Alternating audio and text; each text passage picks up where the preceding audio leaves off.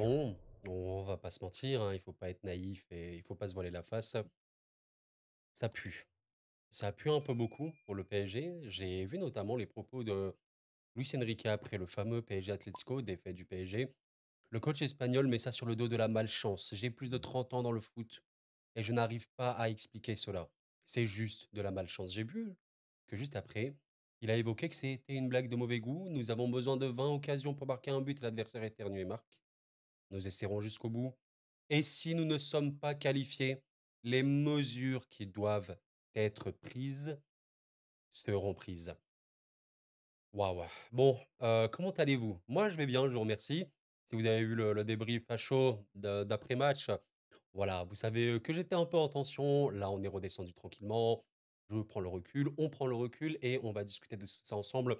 Ce sera une vidéo qui, je l'espère, sera très complète sur le PSG, sur les joueurs, sur Luis Enrique, sur Luis Campos, le Nasser El Khelaifi et globalement le projet du Paris Saint-Germain. C'est très, très important. J'en profiterai pour répondre à certains de vos commentaires. De toute façon, dans cette vidéo, je vais essayer de vraiment faire dans l'ensemble pour répondre à toutes les questions qu'on se pose. Et voilà, je suis très, très heureux de vous retrouver, sincèrement, même après cette défaite, parce que j'ai une chance assez exceptionnelle de pouvoir vous partager une de mes passions et avoir une audience. Pour ça, merci infiniment. Merci infiniment. Et même les gens voilà, qui balancent des commentaires, rions du PSG, machin, il n'y a pas de problème, les amis, c'est du chambrage, vous faites ce que vous voulez. Donc voilà, je voulais parler de tout ça. Et avant de développer mon propos, je vais vous poser quelques petites questions comme ci, comme ça. Les questions que j'ai comme ça à poser, ce sont les suivantes. Pourquoi le PSG se retrouve dans cette situation? Est-ce que Luis Enrique se trompe? Est-ce que les joueurs sont les seuls fautifs? Il y a plein, plein, plein de questions que j'ai à vous poser. On va les développer au fur et à mesure. Mais voilà, on rappelle la gravité de la situation quand même. Le Paris Saint-Germain, à l'heure où nous parlons, est actuellement éliminé de la Ligue des Champions. Ce n'est pas une blague, ce n'est pas un monde parallèle et c'est pour ça que c'est assez fou. Même moi, aujourd'hui, je vous fais cette vidéo, ben, j'arrive pas vraiment à y croire. Alors oui, le PSG, c'est mon club depuis toujours, je l'aime, j'ai envie qu'il réussisse.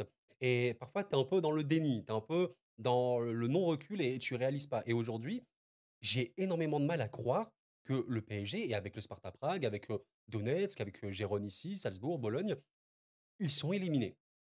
C'est fou et quand vous avez Luis Enrique qui dit: «Les mesures qui doivent être prises seront prises en cas de non-qualification». Ce sont des mots, assez forts, assez durs. Sincèrement, dans ma tête, hein, j'ai énormément de mal à voir un Luis Enrique qui survit au PSG en cas de non-qualification, en 16e, ne serait-ce que ça. Alors, je ne dis pas que c'est forcément une bonne ou mauvaise chose, on va le développer tranquillement, mais au-delà de prendre parti, mon but dans cette vidéo, ça va être vraiment de pousser à la réflexion et de vous donner des éléments de réflexion. Ça va vraiment être ça. C'est comme ça que je fonctionne dans la vie. J'ai, quelques petites stats à vous montrer pour vous montrer la gravité de la situation. Stats de Paris Stats Germain, le PSG subit 5,3 tirs par match en Champions League, plus faible moyenne de toute la compétition. Le PSG tire 21 fois par match, deuxième moyenne de la compétition. Ceci évoque quelque chose de très clair. C'est le PSG qui subit le moins d'occasions en Ligue des Champions. Et c'est le PSG qui est la deuxième équipe ayant le plus de tirs en Ligue des Champions. C'est juste fou, franchement, c'est juste fou. Et j'ai un tableau à vous montrer qui est absolument dramatique, qui a été fait par un ami DataFoot.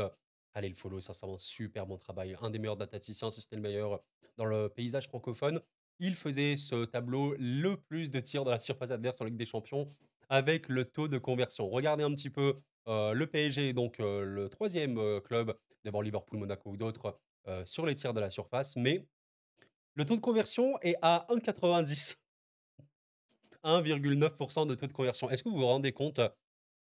C'est dramatique et regardez le Barça, qui a 39 tirs, mais qui a converti, quasiment 31, ce qui est évidemment le ratio le meilleur de très, très loin. C'est absolument dramatique. C'est vous vous rendez compte? On l'évoquait un petit peu en synthèse et vous savez, si vous devenez re vous devez retenir, un truc dans cette vidéo par rapport à un avis pur et dur que j'ai dans le football, c'est que je suis énormément partisan du réalisme. Mais vraiment, je le répète dans toutes mes vidéos, je sais que ça peut saouler certains, mais je le répète parce que voilà, certains découvrent ces vidéos-là et veulent écouter des choses. Le réalisme, pour moi, c'est ce qui prime le plus, de très, très loin. Le style de jeu, c'est important. Les individuels textiles sur le terrain, c'est important. La manière dont tu vas presser tout, tout est important. Mais à la fin, ce qui va faire la différence, c'est le réalisme. Atlético hier, Oblak a quand même sorti les parades qu'il fallait et je sais plus qui est, Molina, Correa qui a marqué la dernière seconde et a remporté. Réalisme glacial. Là, quand on voit ça, ce tableau de data-foot, on voit quoi? Eh bien, le PSG a littéralement aucun réalisme et ça se voit de manière assez choquante. J'ai autre chose à vous montrer. On parlait du réalisme offensif. Le réalisme défensif est crucial. Rappelez-vous, dans les histoires récentes de la Ligue des Champions, Manchester City, même quand Liverpool gagne, quand vous avez le Real Madrid, bien évidemment, ou même Chelsea, ils avaient à chaque fois un top gardien qui aura fait la différence, j'allais dire dans les moments les plus importants, mais tout au long de la saison, et évidemment dans les moments importants, Alisson, Ederson, Courtois, Mendy, exceptionnel.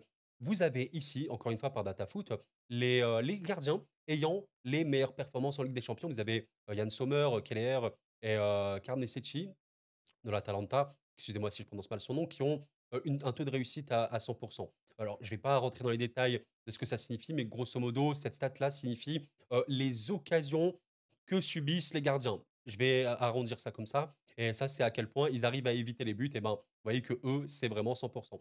On regarde, vous avez Chevalier ici, qui est exceptionnel. Et regardez le nombre d'occasions qu'il a pris, 7 sur 99.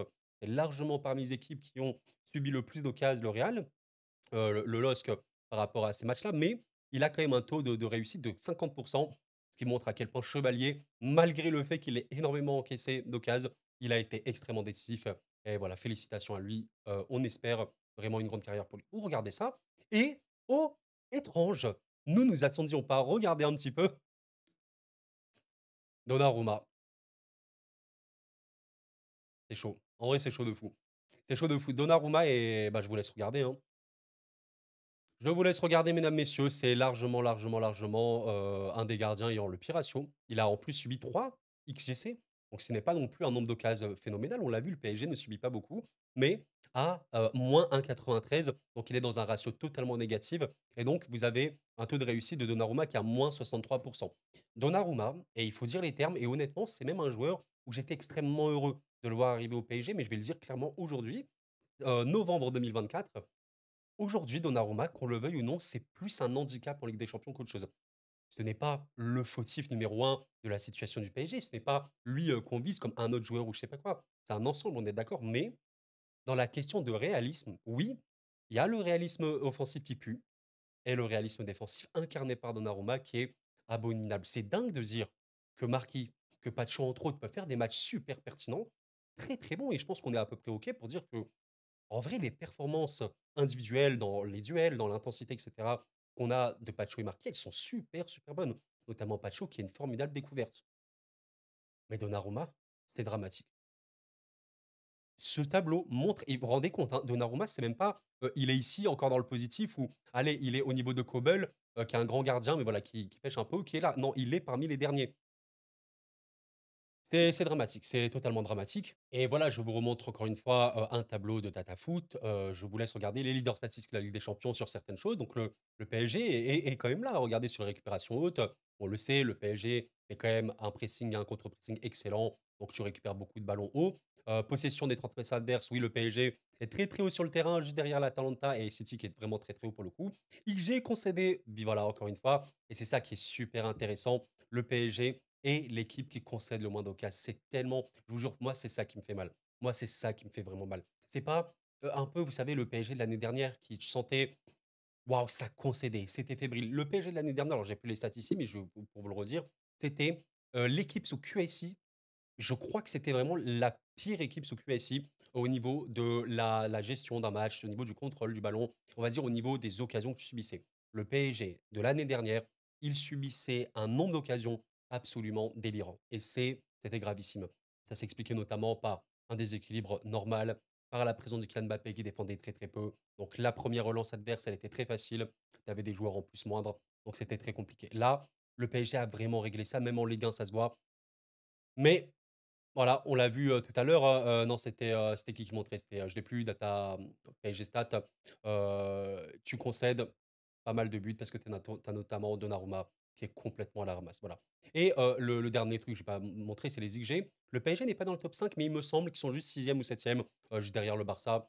Évidemment, le PSG est une des équipes, qui crée le plus d'occasions. Alors notons quand même que vous avez City, le Bayern ici qui ont énormément, créé contre une équipe City, ils ont mis 5-0, le Sparta, il me semble, et le Bayern, où ils ont mis 9 buts, vous savez, au Dynamo. Donc ça monte forcément la note avec le Barça, qui a énormément créé contre l'Étoile Rouge. Mais le PSG est juste en dessous, en ayant quand même affronté des adversaires, je ne vais pas dire drastiquement plus forts, parce que bon, Gérone, PSV, même l'Atlético de cette saison, avec les absences qu'il y avait, bah, vous avez compris, c'est pas le City Prime, Real Madrid Prime, Barça Prime, c'est pas ça non plus.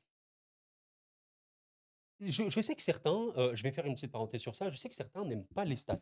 Ils ont, voilà, un petit rejet des stats. Alors je parle des stats de la data, hein, je parle, voilà, de ça, la data pure et dure et tout. Mais je trouve que c'est un outil extrêmement important. Oui, le football ne se résume pas simplement à la data, mais la data, c'est ce qui fait qu'on progresse, qu'on apprend nos erreurs, qu'on voit des choses. La data montre ceci: une déficience extrême au réalisme du PSG. La data montre à quel point le PSG a pu progresser sur certains aspects. C'est ce que ça montre. Et je rappelle que tous les clubs du monde utilisent la data aujourd'hui. Vous avez en Europe un exemple très connu, c'est Liverpool. Vous savez que Liverpool, quand ils ont acheté Klopp, quand ils ont recruté Klopp, vous savez, il avait fini combien avec Dortmund? Je vais vous montrer un truc. Lors de la saison 2014-2015, Dortmund finit septième à 46 points, 14 défaites. Vous vous rendez compte ou pas? Ça, c'est le Borussia Dortmund. Eh bien, saison catastrophique de Dortmund, septième de Bundesliga. Et qu'est-ce que Liverpool décide de faire? Ouais, Jürgen, bah, ça te dit de venir à Liverpool, tu es le nouveau coach. Quelques années plus tard, Jürgen Klopp est devenu, de un des plus grands coachs de l'histoire de Liverpool, de 2 un des plus grands coachs de l'histoire de la Première Ligue, et de 3 un des plus grands coachs de l'histoire du football européen et mondial. Ils l'ont recruté alors qu'il a fait cette saison avec Dortmund. Et c'est pour ça que je milite sur ça, même si voilà, ma présence, mon poids ne pèse rien du tout. Je milite pour la non-culture du résultat. Il y a trop, trop, trop, trop de gens qui sont dans la culture pure et brute du résultat. Et c'est un gros problème. Le résultat que tu as sur le terrain, sur le papier, le classement que tu as, ne reflète pas vraiment ce que tu as, ce que tu produis et ce que tu fais. Alors parfois ça le reflète, mais parfois non. Je peux peut-être vous trouver, un exemple. Voilà, je vous ai trouvé, je pense, un exemple qui va être pertinent. Là, vous êtes, sur Understat. Alors c'est un site que j'utilise un peu moins vidéo, j'utilisais à une époque, je pourrais un peu plus utiliser parce qu'en vrai, il est très pertinent.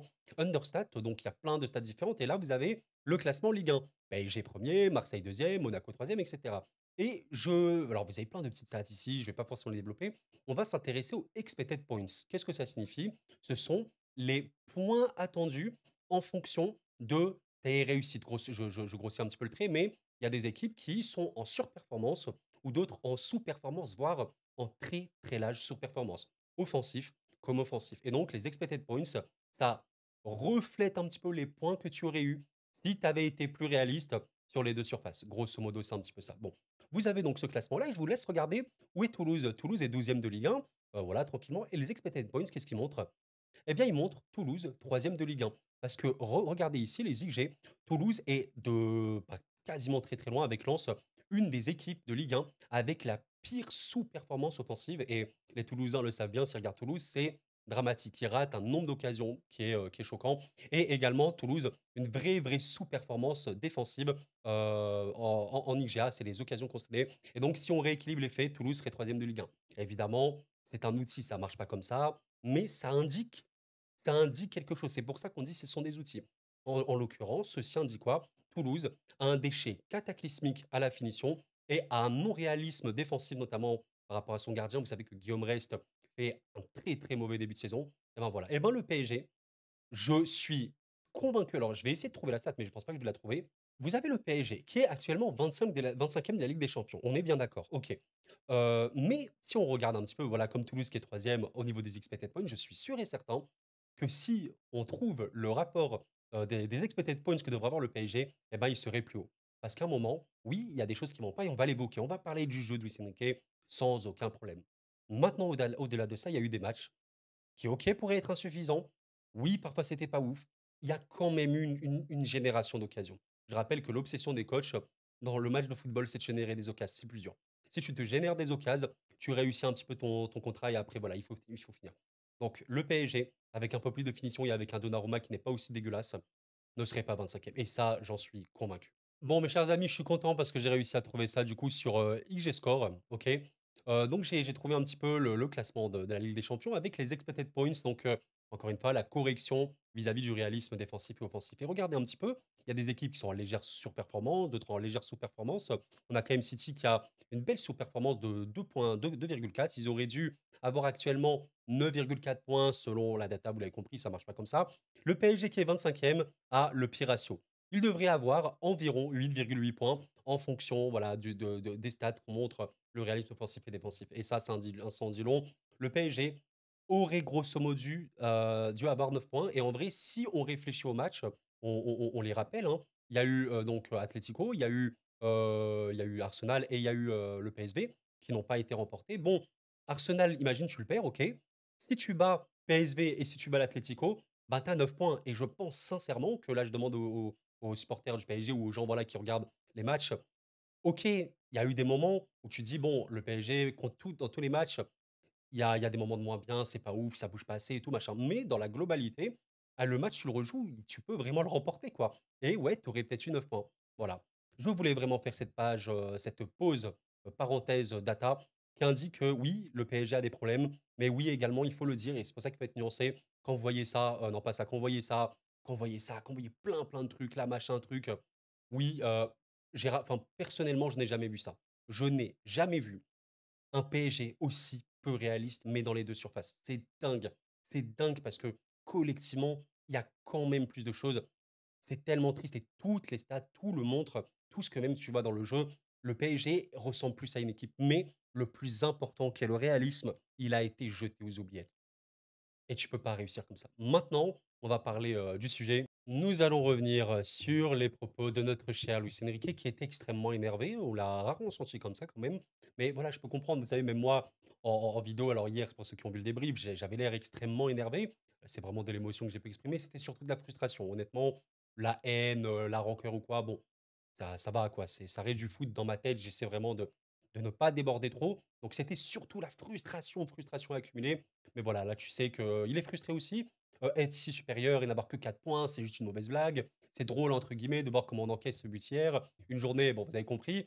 Heu, les propos de Luis Enrique qui ont fait réagir, je vais vous le rappeler, hein, ce sont vraiment ceux-ci.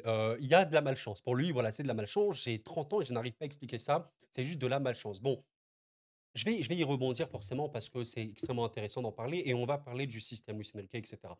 Déjà, il faut savoir qu'une réaction à chaud, vous le savez, il peut avoir une forme de pertinence. Honnêtement, je pense qu'à chaud, on peut parfois dire des choses très pertinentes, mais elles peuvent se noyer dans un surplus d'émotions qui nous fait beaucoup de mal. Donc, Luis Enrique, à froid, je pense qu'il y a des choses qu'il peut voir, qu'il peut comprendre pour expliquer cela.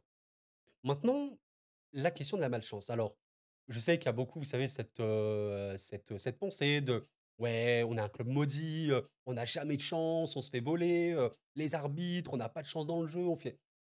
Bon, je vais vous montrer juste certaines petites choses. J'ai une question pour vous. Paris, c'est 81 frappes en 4 matchs de Ligue des Champions pour 3 buts. Sachant que dans les 3, il y a un CSC, un but de Warren Zaïre-Emery, donc qui n'est pas un attaquant, et un but de Achraf Hakimi, qui joue dans un rôle offensif au PSG, mais qui n'est pas un attaquant à proprement parler. 81 frappes, 3 buts avec un CSC. À un moment, si c'est de la malchance, alors tu es sacrément malchanceux. Et je crois pas trop au hasard dans le foot.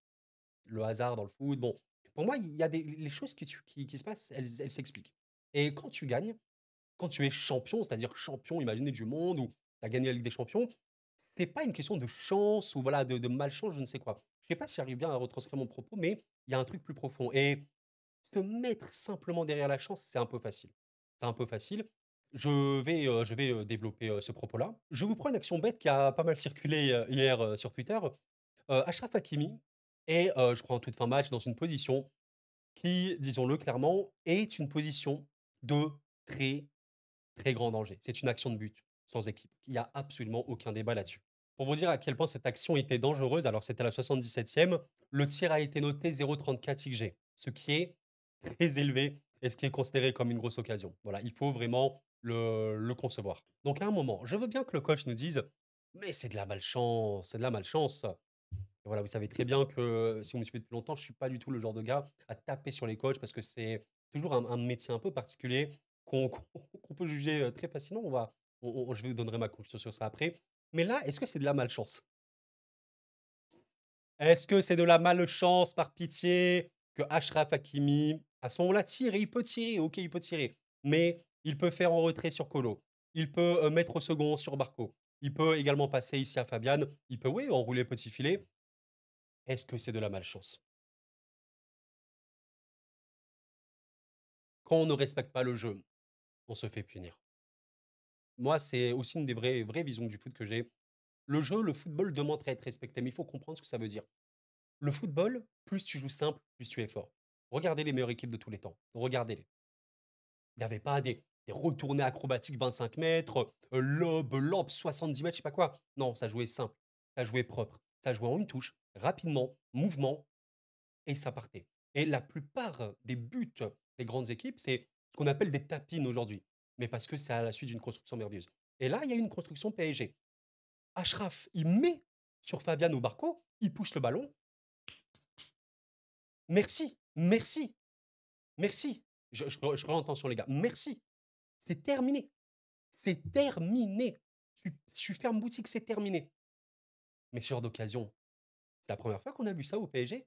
Même à l'époque, sous Kylian Mbappé et tout, c'est la première fois qu'on voit ça. Les Dembélé devant le gardien, il y a Barco à côté, il tire dans l'espace ou je sais pas. C'est la première fois qu'on voit ça. Il faut respecter le jeu. Il faut respecter le jeu. Je me souviens notamment de l'image que j'avais présentée pour ma vidéo sur PSG Gérone. Donc petit, je crois, un contre parisien. Alors là, vous voyez pas trop ma tête, mais je vais enlever ma tête très rapidement. Vous voyez en haut, alors là, c'est ma tête dans la vidéo, hein. Traumatisé. Barcola et Dembélé vont en compte. Donc c'est Dembélé qui a le ballon. Je- Nous sommes à peu près d'accord pour dire que ceci est une action de but assez simple, assez claire. Et au final, bah, Dembélé, voilà, sans mêler pinceau, il s'est tiré, machin. Et il y a le retour du joueur de Gérone qui est parfait. Donc Barcola n'a pas été servi. Et voyez, ça, à un moment, c'est ce que j'évoquais en vidéo. Le coach, on peut le critiquer sur plein d'aspects. À un moment, il y a les joueurs qui jouent sur le terrain et qui doivent faire les bons choix. Qui doivent faire les bons choix. Et oui, il y a une vérité, il y a une vérité claire, nette et précise. Le PSG a minimum en Ligue des Champions, parce qu'en Ligue 1, il y a des mauvais choix, mais moins. Mais en Ligue des Champions, franchement, je regarde pas toutes les équipes, mais c'est très facilement, très facilement, une des équipes qui fait les plus mauvais choix sur un terrain de football. C'est dingue de se dire que le PSG a des possibilités voilà, de balancement du jeu, de trouver, plus axial, trouver les liés ou je sais pas quoi machin et à chaque fois, fait du caca. Cette action de Dembélé le montre parfaitement. Cette action d'Achraf Hakimi l'illustre parfaitement et à un moment, c'est souvent. Et donc si tout ça, c'était que de la chance, que de la chance, que de la chance, moi, j'aimerais savoir comment, le Barça marque autant de buts alors que, bah, si on regarde les équipes en Europe, le Barça se génère à peu près le même nombre d'occasions que le PSG. Bizarre de se dire que le Barça, oh, ils mettent un petit 5-0 ici, un petit 5-1, 4-0, 4-1, 3-1, 3-0, 3-5-2. Normal, c'est de la chance. Bon, maintenant, oui, le coach n'est pas exempt de tout reproche. Et je vais rebondir sur un commentaire très intéressant que j'ai reçu. Alors, je te remercie si tu passes par là, Café, donc un viewer qui regarde vraiment pas mal les vidéos, qui commente beaucoup. Merci infiniment à lui et à tout le monde, hein, ceux qui commentent un petit peu, beaucoup, ceux qui sont présents. Merci infiniment. Si vous écoutez ces mots alors que la vidéo elle dure plus de 20 minutes, ben, c'est que vous aimez le contenu, si vous aimez la chaîne. Merci infiniment à vous. Donc, je vous laisse le lire si vous voulez entièrement, faites pause. Mais grosso modo, il évoque un petit peu que le système de Luis Enrique ne leur va pas. Oui, il y a les joueurs qui tirent, qui sont sur le terrain, ça va vite finir, mais on ne les met pas dans les meilleures dispositions. Le jeu de position, les attaques placées, etc., ça ne convient pas. Je vous laisse lire le commentaire entier si vous le souhaitez. Et pour vous dire très fondamentalement la chose, j'avais fait une vidéo de 40 minutes sur Luis Enrique il y a quelques temps où j'évoquais cela. Je suis totalement d'accord avec ça. Et factuellement, moi, je considère une chose, alors c'est mon avis, le PSG n'exploite pas au plein potentiel les joueurs qu'ils ont, tout simplement. Maintenant, comprenez-le bien, moi je suis rien et je ne peux pas donner de leçons à un coach parce que ce n'est pas mon rôle et surtout, je n'ai pas ni l'expérience, ni le vécu, ni, le diplôme, ni rien de tout ça. Même si oui, je sais, on peut être pertinent même sans diplôme ni rien, bien évidemment. Mais disons que je vais pas me retrouver en face de Luis Enrique et lui dire: «Ah Lucho, je pense que tu te trompes, c'est pas comme ça que tu dois jouer». Parce que factuellement, même en jouant comme ça, vous voyez, qui, selon mon avis, tu n'exploites pas au mieux ton équipe, eh ben, tu fais quand même des matchs qui sont globalement bons. En Ligue 1, ça se voit largement, maintenant c'est la Ligue 1 et en Ligue des Champions, eh ben, on l'a vu à travers toute cette vidéo, un peu plus de bons choix, un peu moins les pieds carrés, un peu plus de réalisme de Donnarumma et voilà, tu es pas du tout à cette place-là. Donc OK, tu les exploites pas au mieux et en plus, ce genre de style de jeu, de possession, attaque placée, longue construction, ça demande énormément de vécu, énormément d'expérience, énormément de jouer ensemble et pour une équipe aussi jeune, c'est super dur de les imaginer du jour au lendemain: «Allez, je suis, Manchester City Prime», c'est pas possible. Donc tu peux le dédouaner sur ça si tu veux.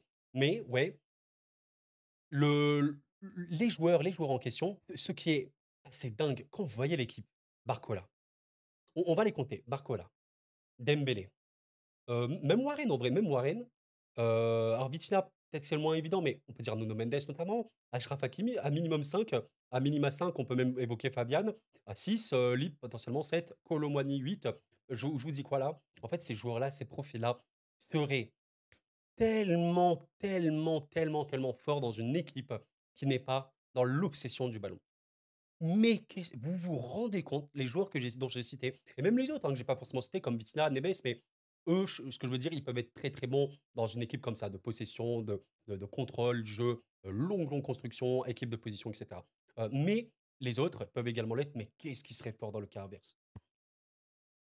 Je vous laisse imaginer demain un PSG qui a moins le ballon, qui a genre 55 possessions par match avec ces joueurs-là, ce serait un massacre. Et l'exemple que j'avais évoqué à l'époque, Kolo Muani. Est-ce qu'on est d'accord? Je vous pose la question simple. Kolo Muani est-il un échec au PSG? Oui, c'est un échec au PSG. Maintenant, à Francfort, il était fort et il était vraiment fort. Ce n'est pas une blague. Mais Francfort n'est absolument pas une équipe de ballon, quoi. C'est pas une équipe de possession, de construction longue. C'est pas une équipe Francfort qui va affronter toute l'année, un bloc bas, double tour et voilà, ce n'est pas ça. Francfort, bah, c'est typiquement le genre d'équipe qu'on voit, soit de pur contre, soit équipe, voilà, qui a un bloc médian, qui essaie de maintenir une pression et qui, à la récupération, tu pars, tu balances la projection très verticale et j'aimerais tellement voir le PSG comme une équipe verticale, super, super, super, verticale, voilà, de transition pure et dure, qui y va, quoi. Et ce qui est trop, trop, trop intéressant, je vous montre le un des derniers matchs du PSG que je trouve a été super beau au niveau du jeu, de voilà, de tout ce que tu as fait. PSG Strasbourg, eh ben, PSG Strasbourg, mesdames, messieurs, le PSG n'avait quasiment pas le ballon du match.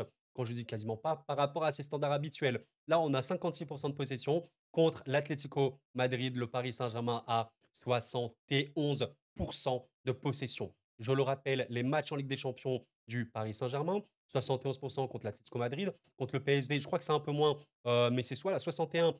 Là, tu as raté comme un dégénéré encore une fois et c'est dommage parce que là, le nombre d'actions que tu as mal fait, notamment en seconde, voilà, où tu as eu trop le ballon, c'est vraiment, vraiment dramatique. Contre Arsenal. Arsenal, c'est vraiment un super bon exemple parce qu'Arsenal est également une équipe qui aime avoir le ballon. En première, bah, c'est le PSG qui l'a et en seconde, c'est le PSG qui l'a. Mais là, Arsenal a parfaitement joué son coup parce que, on le sait, le PSG n'a pas de présence axiale. Le PSG se bat sur les ailiers. Hakimi ou Dembélé, je sais pas quoi, tentent des centres, mais des centres pour personne. Et oui, Arsenal le sait très bien. Donc tu fermes complètement l'axe, tu attires les Parisiens sur le côté, ils seront complètement inoffensifs. Et voilà. Voilà, je vous pose la question. À quel moment Raya, il a été réellement inquiété dans ce match-là? Il n'a pas été inquiété. Donc ça, c'est un problème différent contre Arsenal, qui a un projet évidemment bien avancé vis-à-vis du PSG. Et le premier match contre Gérone, symptomatique encore une fois du massacre, tu as de la possession, beaucoup, beaucoup de possession. En première, tu as 63, en seconde, tu as 65. Encore une fois, une génération d'occasions majeures, mais voilà, pas du tout assez tranchant. Et je suis convaincu, tellement, tellement convaincu que ce PSG-là peut être tellement, tellement, tellement, tellement meilleur en se disant on est moins dans le ballon, on est moins dans la possession. Donc voilà, en fait, pour conclure, pour moi, on peut trouver des torts à tout le monde. Et c'est pour ça que je pense que c'est très important d'avoir une vision d'ensemble. Oui, je considère, encore une fois, c'est mon avis, si vous n'avez pas cet avis-là, vous le développez sans aucun problème. On parle normalement ici.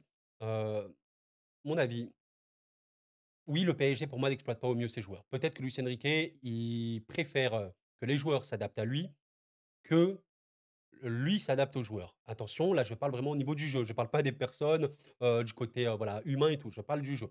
Parce que factuellement, on voit que ces joueurs, Mendes, Hakimi, machin et tout, vous les mettez dans une équipe qui a moins le ballon, qui doit être très axiale, très en profondeur, très en transition verticale. Ce serait une folie furieuse et on le sait tous. Maintenant, encore une fois, le PSG, il y a des phases où on s'ennuie énormément. Le PSG, il y a des phases où la construction de champ, il y a rien, pas assez de mouvement et tout, parce qu'il faut beaucoup de temps pour que ça devienne vraiment quelque chose.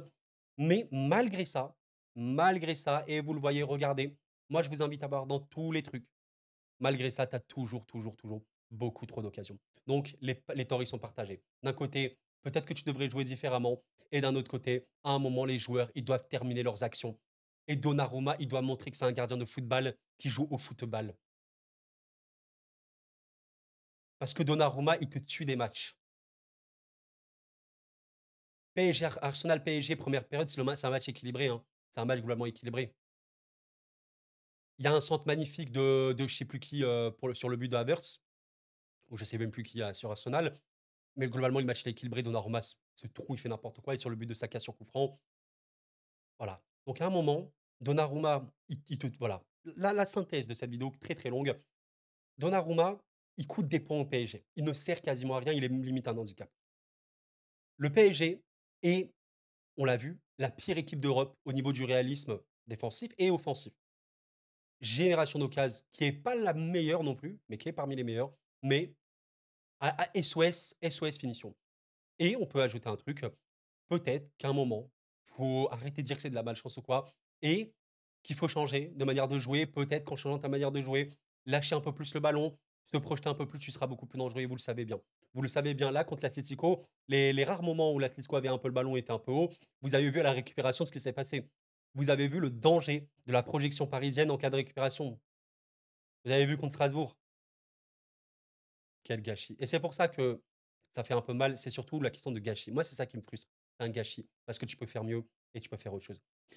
Les torts sont partagés, les torts sont partagés. Alors, je voulais évoquer Luis Campos et Nasser dans cette vidéo. La vidéo, elle dure quand même un peu longtemps, allez, je vais avoir un petit mot quand même. Il y a quelqu'un sur Twitter qui a fait, qui a fait un tweet assez drôle, enfin drôle, ça dépend de comment tu le vois, qui s'appelle «Le foot, c'est avec un œuf», j'aime bien, qui a fait un peu les dépenses de Luis Campos, voilà, ces derniers mercato, environ 750 millions d'euros investis.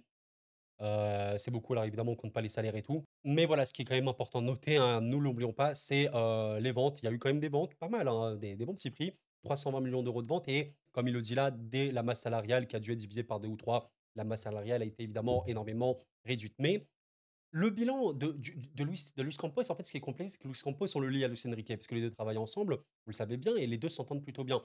En fait, il y a, oui, évidemment, bon, des profils, qui sont plus ou moins pertinents, hein, mais le gros problème pour moi de tout ça, c'est plutôt Luis Enrique et Campos ensemble. Parce que je te prends un exemple, si Luis Enrique, il dit à Campos: «Bah, moi, je veux Osimhen, moi, je veux Lookman». Si vous me suiviez à l'époque, je voulais énormément Lookman. Lookman, je le voulais vraiment parce qu'il est très polyvalent, très intelligent sur un terrain et il a quand même une vraie capacité de finition. Il me semble, je regarde pas beaucoup, mais il me semble qu'il fait un excellent début de saison. Bref, passons. Mais si Luis Enrique, il dit à Campos: «Ben, écoute mon gars, Lookman, Osimhen, moi je suis pas chaud. Moi j'ai pas envie d'avoir des neufs comme tu dis. Lookman n'est pas vraiment neuf, vous avez compris, mais moi j'ai mes ailiers, je suis là avec Asensio et tout, je suis tranquille». Alors c'est quoi le problème? Ce serait plutôt la politique du projet de jeu, les profils recherchés. On est à peu près tous d'accord pour dire que ce PSG a besoin d'un neuf aussi. Oui, c'est vrai. Et tu peux avoir un neuf qui, entre guillemets, contribue pas trop au jeu, mais un neuf qui fait les efforts, qui se replace, qui est important quoi, dans un collectif. Comme vous pouvez le voir, aller Havertz, c'est un très très bon exemple pour moi. Havertz, c'est vraiment un mec qui est parfait dans ce rôle de neuf, qui peut avoir une finition, qui peut avoir un gros danger, extrêmement habile techniquement et qui fait les retours, qui agit défensivement. Kai Havertz est, je crois, pas loin d'être l'avant-centre avec le plus gros volume défensif en Europe. Mais voilà, il y a pas ça. Et à un moment, voilà, Luis Campos, on peut le critiquer clairement après, ce bilan qui est abominable, mais il faut pas le dissocier de Luis Enrique parce qu'encore une fois, si Luis Enrique veut pas certains profils, ben, à un moment, Luis Campos peut pas lui imposer. Donc on revient à la question du projet de jeu et comment tu veux jouer avec ce club, avec cette équipe. Voilà. Et Nasser, écoutez, le problème, c'est que là, on part sur des choses qui me dépassent un peu, où je suis pas le plus calé, donc je pourrais pas vous dire, mais effectivement, je considère que dans toute entreprise, c'est normal, la tête, le boss, c'est le responsable. À un moment, vous savez, si vous ouvrez un restaurant, vous êtes le patron et que demain ça ne va pas, demain votre resto ferme, vous pouvez dire: «Oui, mais c'est à cause de mes salariés, oui, c'est à cause de machin», mais avant tout, c'est la responsabilité du patron. Parce que c'est au patron de gérer, c'est au patron de rétablir l'ordre quand il le faut, c'est au patron de rappeler, voilà, des choses, c'est au patron d'être dans le management, dans la gestion de tout et voilà, où est le patron du PSG? Alors économiquement parlant, le PSG n'a pas de problème. Économiquement parlant, c'est quoi? C'est le PSG, le club qui génère le plus de chiffres au monde avec le Real, lui, ça, c'est pas le débat. Maintenant, sportivement parlant, il y a eu cette politique de se dire: «Ouais, on recrute plus de stars, on recrute local, machin». Pour moi, ça veut rien dire recruter des stars ou non. À un moment, tu recrutes des profils qui sont bons au football et s'ils sont forts, ils jouent quoi, tout simplement en fonction du style du jeu du coach. Je vois pas ce que le rapport avec des stars ou non. Si vous voulez, Lamine Yamal est une star, on est d'accord maintenant, même s'il est très jeune. Donc comme c'est une star, le PSG le voudrait pas. Ça n'a a absolument aucun sens, vous comprenez? Il est exceptionnel, tu le recrutes si tu peux, point final. Bref. Bon, on arrive à la fin de cette vidéo, je voulais quand même, pas faire aussi long, mais voilà, on déborde, on aime beaucoup ce club. On aime beaucoup ce club et voilà. Bon, merci en tout cas d'avoir suivi les amis, sincèrement, merci infiniment. Je remercie également les personnes qui penseront like avant de partir, c'est 100 gratuit. Je sais que certains, m'ont dit, une personne notamment m'a dit: «Oui, mais les likes, c'est payant». Non, je crois que tu confonds avec les likes, les super likes en forme de cœur, qui sont des dons en fait. Non, là, je parle juste du like gratuit de la vidéo. Ça aide énormément la chaîne à monter. Le moyen gratuit d'aider le plus, c'est, les créateurs de contenu. Bon, qu'est-ce que vous en pensez de tout ça? Ouais, je suis inquiet, je vous mens pas. Parce que Luis Enrique n'a pas l'air de vouloir, j'allais dire, se remettre en question. Disons qu'il va pas changer de jeu du jour au lendemain, il joue comme ça depuis toujours. Avec l'Espagne, il a joué comme ça, avec le Barça, il a joué comme ça. Et voilà, c'est une vérité et ouais, peut-être, s'adapter un peu mieux tactiquement. Contre Arsenal, c'était un peu criant quoi, que tactiquement, tu avais du mal. Là, contre l'Atlético, tu te dis quand même qu'une équipe qui joue autant bloc bas, même si tu termines mal tes actions, ah, tu peux un peu lâcher le ballon, quoi. Ouais, on en parle.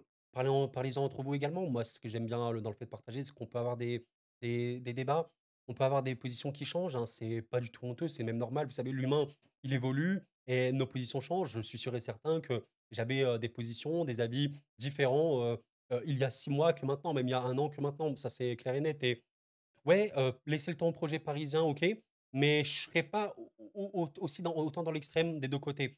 Disons que j'aurais pas le discours de: «Je ferme les yeux à 1000%, je suis à mort avec Luis Enrique». Non, je suis pas dans cette optique-là, mais je suis pas non plus dans l'optique, oui, Luis Enrique, il doit absolument partir maintenant et tout. Comme vous l'avez compris, je sais vraiment avoir une nuance globale des choses et factuellement, les torts sont partagés à tout le monde. C'est pas possible que Donnarumma soit aussi mauvais, c'est pas possible de rater autant, c'est pas possible de, pas trop s'adapter tactiquement, c'est pas possible de vouloir autant le ballon. Voilà, il y a plein de trucs, c'est pas possible de vouloir jouer sans neuf, c'est pas possible de pas vouloir recruter de neuf.